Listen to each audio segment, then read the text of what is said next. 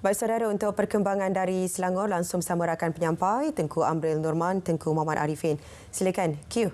Terima kasih, Diah. Pejabat Speaker dan Dewan Negeri Selangor bakal menganjurkan program Ahli Dewan Negeri Muda Selangor 2024 pada 27 dan 28 Mei ini.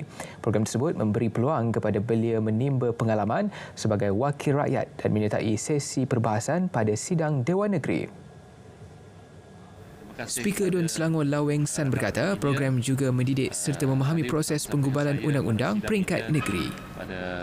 Program ini akan dibuka kepada pelajar-pelajar dan golongan belia yang berumur dalam lingkungan 18 hingga 35 tahun. Permohonan dibuka kepada semua pelajar dari semua aliran yang menganggotai badan-badan bukan kerajaan, NGO, penggerak belia tempatan, PEBD dan persatuan-persatuan. Seramai 56 pemohon akan dipilih untuk menyertai program ini dan mewakili setiap kawasan Dewan Negeri Selangor di Selangor. Permohonan menyertai program akan dibuka bermula 3 April hingga 3 Mei dan pautan program boleh didapati di Instagram dan Facebook Adun Muda Selangor serta laman web dewan.selangor.gov.my. Perbadanan Wakaf Selangor mengalu-alukan sumbangan orang ramai bagi pembinaan komplek asrama anak yatim Pulau Indah di Kelang. Timbalan Ketua Pegawai Eksekutifnya Anwar Hamzah Tohari berkata, kompleks bernilai 16 juta ringgit itu bakal menempatkan 200 anak yatim dan dijangka siap pada awal tahun 2026. Dana kira-kira 7 juta ringgit lagi diperlukan bagi merealisasikan pembinaan kompleks tersebut. Center Spektrum syarikat yang swasta yang pertama telah pun mewakafkan tanah mereka untuk dijadikan kompleks asrama anak yatim ini. Dan projek ini keseluruhannya adalah 16 juta dan kita masih menerima lagi mana-mana mereka yang ingin berwakaf untuk pembangunan kerana kita ada lebih kurang dalam 7.2 juta lagi. Kalau kita dapat maknanya melaksanakan kutipan wakaf orang ramai dalam 7.2 juta lagi, kita merasakan keseluruhan kompleks ini akan siap sepenuhnya pada tahun 2026 lah, insya-Allah. Kompleks berkenaan dibina di atas tanah seluas 3.247 hektar dengan fasa pertama pembinaan melibatkan surau.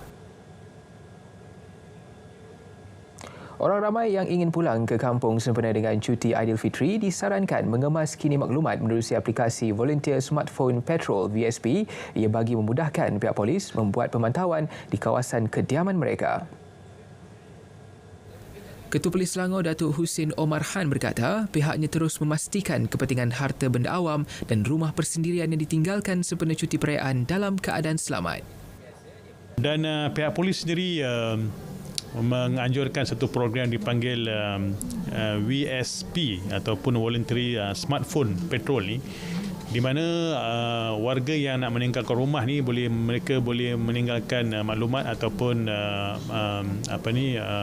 butir-butir berkaitan dengan alamat rumah, tempoh ditinggalkan dan sebagainya. Pihak polis akan mengatur rondaan berkala ke rumah-rumah tersebut dan program seperti ini dia membantulah mengurangkan kejadian jenayah. Beliau berkata demikian dalam rancangan Hello Selangor I Peduli di Konti Selangor FM. Dalam perkembangan lain, 2 pegawai bank antara 16 individu ditahan disyaki terlibat dalam sindiket jual beli akaun bank dan pengedaran kad mesin juruang automatik ATM. Datuk Husin berkata, suspek yang berperanan sebagai keldai akaun itu dipercayai aktif sejak 6 bulan lalu.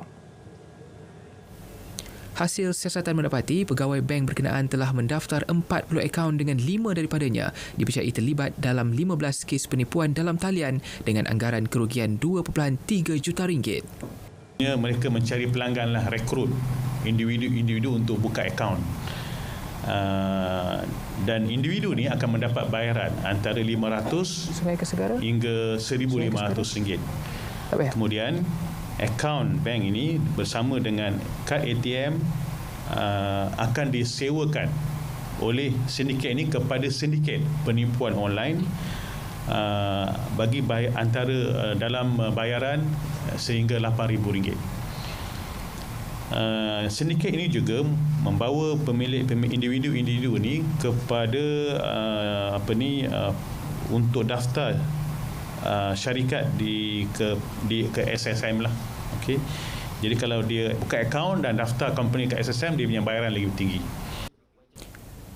Sementara itu, hasil semakan mendapati ketua sindiket memiliki rekod jenayah lampau dan pernah dikenakan tindakan Perintah Sekatan bawah Akta Pencegahan Jenayah 1959 (POKA). Kes disiasat di bawah 420-120B Kanun Keseksaan. Sekian lintas langsung dari Selangor, dari Sungai ke Segara, Palestin pasti merdeka. RTM teman setia anda. Kembali ke Angkasa Puri untuk perkembangan seterusnya. Silakan dia. Baik, terima kasih Q langsung dari Selangor.